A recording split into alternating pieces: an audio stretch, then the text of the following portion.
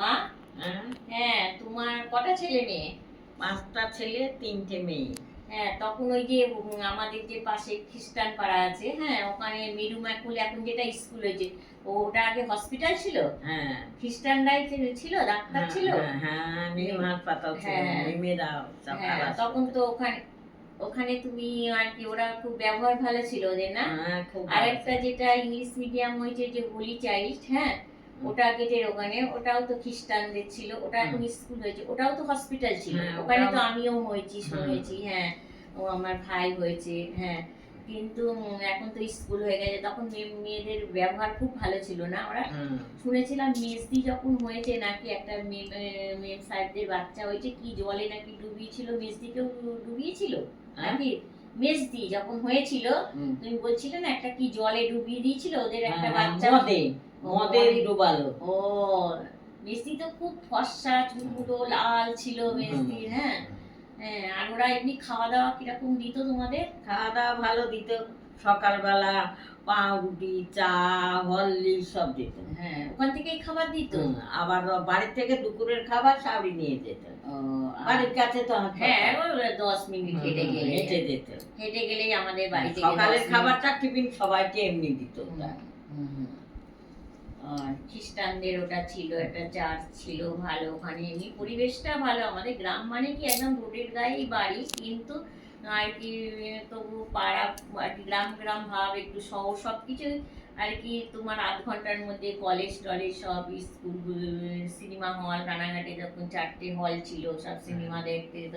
Talkie যে প্রায় সেই কানাই কাকা ছিল না একটা, হ্যাঁ, হ্যাঁ, একদম টেলারের কাকা ছিল, ও হুম, আর কি সব সব সময় টিকিট কেটে হ্যাঁ, দিত, বললেই যখন তখন আর কি টিকিট কেটে দিত। আমরা টকি যেই বেশি যেতাম আর কি সিনেমা দেখতে। আমরা ছোট থেকেই আর কি, টিভি তো ছিল না, টিভি এসছে আমাদের ঘরে 84 সালে টিভি এসছে, কিন্তু তার আগে আমরা সিনেমা হলে গেছি অনেক ছোট।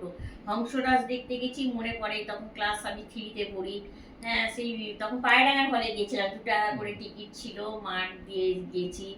আবার আনন্দ আশ্রম দেখতে গেছিলাম, আমরা তখন 12 জন গেছিলাম, আমাদের বাড়ির সব আর কি, মেজো কাকিমার ছেলে মেয়ে, সেজো কাকিমার, আমরা, তারপরে ছোদ্দাদু, সব তো সমবয়সী সব। একটা পুলিশ বলছে, সেই পুলিশ ফাঁড়ির ওখান থেকে বাস যায়, পুলিশ বলছে তোমরা সব একা এসছো? আমরা বলছি হ্যাঁ। তখনও 2 টাকা করে টিকিট নিয়েছিল, হ্যাঁ। তখন একটা আনন্দই ছিল, বাড়ির সবাই মিলে রথ দেখতে যাওয়া, হ্যাঁ এগুলো একটা আনন্দ ছিল। তারপর শীতলা অষ্টমী হতো ওখানে রানাঘাটে, ওখানে আমরা সবাই মিলে সব আত্মীয় স্বজন সেই গোষ্ঠ বেড়া হ্যাঁ বলতো, ওখানে সব ঠাকুর গিয়ে বেরোতো, সব, মেয়েরা সেজে বেরোতো। হ্যাঁ ওখানে খাওয়া দাওয়া। তারপর চৈত্র মাসে সব পাড়ায় পাড়ায় গান করতে আসতো, শিব দুর্গা সেজে। সাধুরা সন্ন্যাসী হ্যাঁ, তারপরে একটা ইয়ে কাঁচরাপাড়া থেকে কুলপি যেত রাতে, কুলপি আর কি সব খাওয়া হতো অনেক রাত পর্যন্ত। এমনি আমরা যে আর কি শহরের মতনই সব কিছু ছিল, ফুচকা ছিল তখনই সব যেত, আচার আসতো, তারপরে কুলপি আর কি।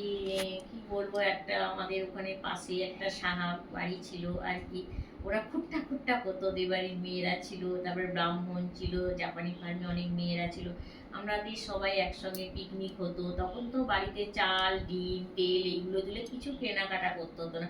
পাশেই আমাদের আমবাগান ছিল, বিরাট আমবাগান, ওখানে আমার মায়েরা গিয়ে রান্না করে দিত, আমরা খুব আনন্দ করতাম। 2 দিন অন্তর আর কি ফিস্ট করতাম, খুব বিশ্বকর্মা পুজোয় আনন্দ হতো খুব।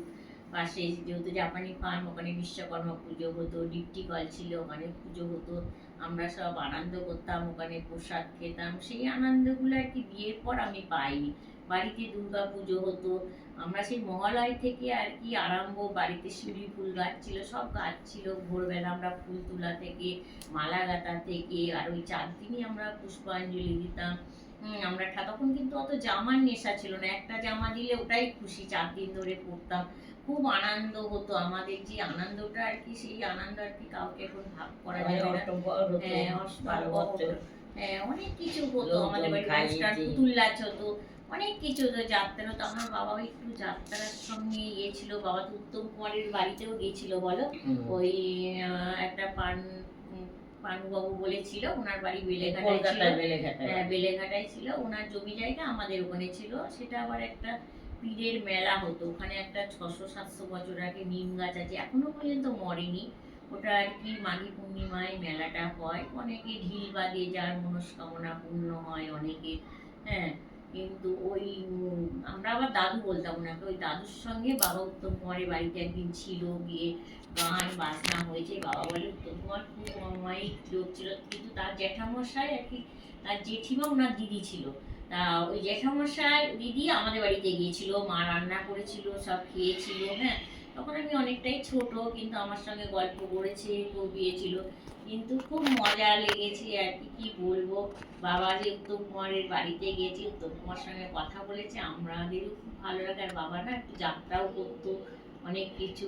হ্যাঁ, বাবা যাত্রার গান করতো, আমাদের বাড়িতেও হারমোনিয়াম ছিল, বড় তবলা ছিল, দেখতাম বাবাও করতো এগুলো। হ্যাঁ, তাই হারমোনিয়াম ছিল। হ্যাঁ। আর কি বলবো, ওই মা আর কিছু বলবে তুমি? হ্যাঁ, তুমি কিছু বলবে? আমি তোমার ছেলে মেয়েরা কেমন বলবে? আমার 5টা ছেলে 3টে মেয়ে, সবই ভালো ছেলে মেয়েরা। 5টা ছেলের বিয়ে দিয়েছি, নাতি নাতনিদের সব বিয়ে হয়েছে। মেয়ের ঘরে নাতনি একটা বিয়ে হয়েছে, সে ছোট। তারপরে ছোট মেয়ের ঘরে একটা নাতনি, নাতির বিয়ে হয়েছে, 2টো নাতির বিয়ে হয়েছে। আর এখনো ছেলের ঘরের মেয়েদের এখনো বিয়ে হয়নি, ছেলের বিয়ে হয়েছে, মেয়ের ঘরে একটা।